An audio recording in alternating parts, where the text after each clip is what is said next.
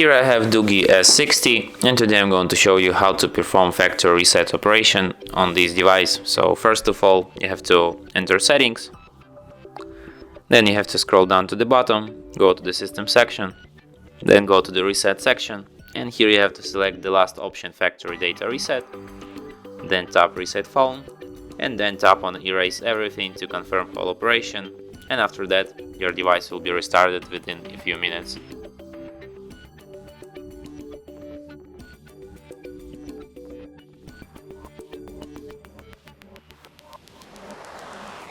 And that's it. Thanks for watching. If you find this tutorial useful, don't forget to hit that like button and subscribe to our channel.